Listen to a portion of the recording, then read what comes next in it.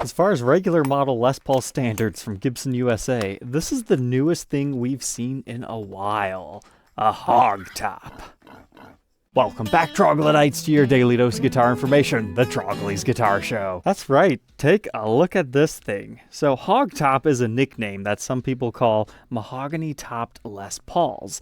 There actually is a little bit of history to these things. It's not just Gibson being crazy. We had just recently learned that the original 50s Les Paul Customs were crafted out of a single piece of mahogany in this 1954 reissue episode. But what a lot of people don't realize is occasionally some Les Paul standards, the gold tops, were also done up that way. I didn't even know that until a couple of years ago when I bought a vintage price guide when I was reading the description of the original gold top Les Paul models. Apparently those ones are less desirable because usually people want the maple top when it comes to the standard, even if you don't see it. Personally, I would love to review one of those, and I view it as cooler than a regular. But there you go. Now you know it's not just Gibson being crazy here. There is a little bit of history behind this, and I'm just glad we have something a little bit different. We've got so many different custom colors on these 50s and 60s standards. It's nice to have a mahogany version offering, and I would love it so much if we also had a P90 option, but right now everything else is pretty much the same outside of the finish and binding choices. And speaking of which, check out the binding on this thing. Besides the mahogany wood grain on the top, that's definitely the most striking feature here. It's black bound. I'm not sure why they chose that. Maybe they just thought it would make them a little bit different. For whatever reason, I think it's cool. Not traditional in the slightest, but maybe there's a small historical black binding thing that I'm not familiar with. But if you're going to have a mahogany top, you might as well have a finish that shows off the wood grain and not hide it. So they decided to do TV yellow and only TV yellow. Now there is a bit of an asterisk to that because there is a Gibson.com exclusive vintage cherry. And at first I did not like it. The stock photos did nothing for me, but when the garage sent me some photos of this one, I was like, yeah, okay, that does look pretty good. So I decided to bring both of them in for this review, just so you kind of decide, do you prefer the cherry or the TV yellow? Having them in the room, I think I still side to the TV yellow. This has its own evil thing going on for it with the black binding and the striking red look. However, I still think this looks more like a regular Les Paul standard due to the fact that the binding stands out a lot more. From far away, I could see how somebody might confuse that for a studio. Not that it matters. But you might also say, hey, what's with our knobs? Black bonnets, reflectors, rover tuners, Clusons. That's right, these are offered in both 50s and 60s neck profiles. They get the different tuners, as well as the slightly different pickups, and as the name implies, a different neck profile. Big and full, nice and rounded, and on the slimmer side. But brand new, they're listed for $2,599, so that's one of the cheaper Les Paul standards at this time, as they currently range from $2,300 to $3,100, depending if you want the faded satin model, or if you're looking for like a premium exclusive quilt top. As far as the case, it's the regular one for both 50s and 60s neck. It's got that red interior with the brown exterior and a Gibson logo, currently being produced by GWW. And here's our original box tag with the price hang tag, pre-pack checklist, case keys, and silica packet, and inside our black Gibson baggie, our polished link cloth, Gibson app, the multi-setup tool, a basic Gibson strap, and a blank truss rod cover if you'd like it. But eeny, meeny, miny, mo, I choose this one. I like the fuller neck profile, and this kind of looks like a Les Paul special that's been upgraded into a standard, so I'm going to do the review on this today. If you guys get this video to 5,000 likes within the first 3 days, we can review that one too if you'd like. But let's go ahead and get this one on the workbench and take a look at its parts and specs.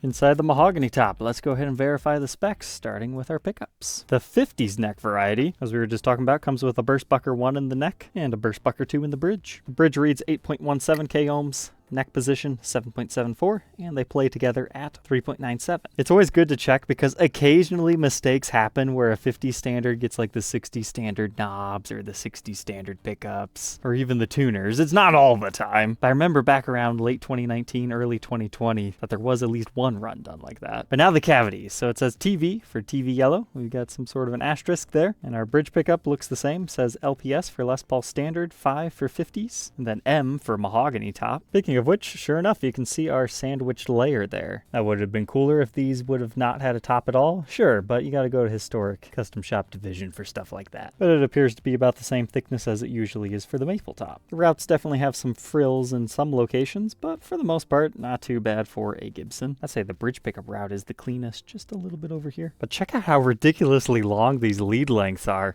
That's great if you want to take it out and install it into something else, but usually they're not this long. But from our pickups, we can talk about our bridge and tailpiece. It utilizes an ABR1 bridge, mounted like a Nashville with bushings within the body. You can use your Gibson multi-tool to adjust using the hex key insert. And then we've got a lightweight aluminum tailpiece by API. This TV yellow reminds me of a bumblebee. You got your whole black and yellow going on. Just needs like a honeycomb pattern etched into the neck, Dean Zielinski style, and that could be fun. But here's what it looks like without the black pickguard and with the pickguard. I'll let you be the judge. I think it looks best with it because it completes the whole bumblebee thing. It looks almost a little bit naked here. But that does make me wonder, what would this look like with cream plastics? Well, unlike a special, this does have the carved top, so it's regular Les Paul in that aspect. But now we can move on from our solid mahogany body and two-piece mahogany top to our one-piece mahogany neck with a rosewood fretboard. Now normally when it comes to a rosewood board, a lot of people like the dark, even-colored ones.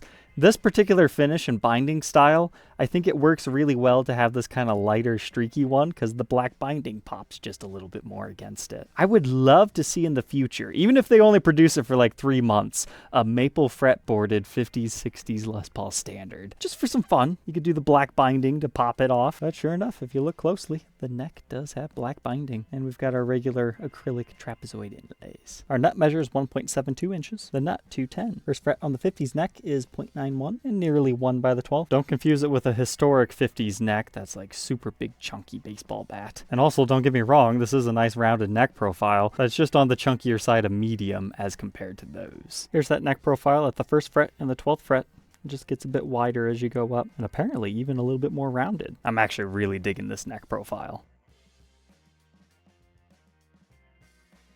But now the headstock matches our whole black and yellow theme very nicely with our black peghead veneer with Gibson mother of pearl logo and our Les Paul model silkscreen. Truss rod's in good shape. Here's our stock standard truss rod cover and a front look at our modern Kluson style tuners with the screw-on bushings. I just realized our tuner tips also work with our theme. That's probably what drew me to reviewing this one today. Now let's flip on over to the back side. As far as how many pieces the back is made out of, the edges are dyed a little bit darker with your TV yellow finish, so it's a bit harder to tell. I don't necessarily see an obvious seam line. However, I do believe there is at least one right here, so it's probably a two-piece back.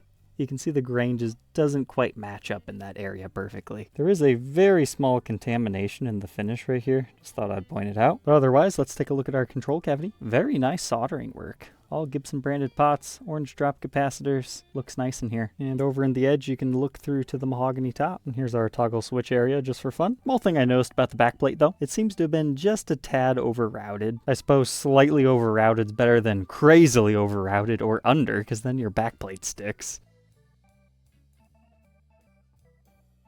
Ah, this is fascinating. We do have thin binding in the cutaway. So technically you can see the mahogany top exposed, and normally you wouldn't because it's just a single piece of mahogany. So that's kind of unique for this particular model. But now let's run up the back side of the neck. Got some good wood grain showing through. And then here's the backside of our Gibson Deluxe Kluson style tuners. Serial number dates this one to the 232nd day of 2024. Initial batch, production number 367 for that particular day. Made in USA. All said and done, this one's actually a pretty nice weight. 9 pounds, 2.3 ounces. I will tell you that red one is significantly heavier feeling. But let's go ahead and plug our Bumblebee in.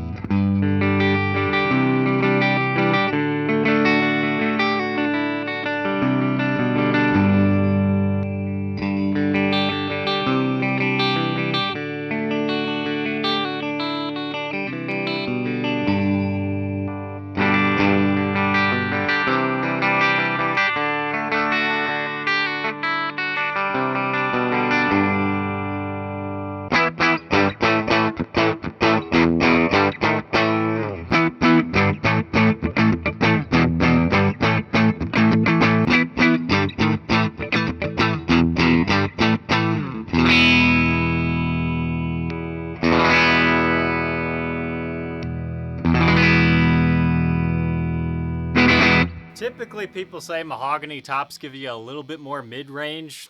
Whether that's true or not, I think it just comes down to each example. I will say that neck humbucker's really juicy.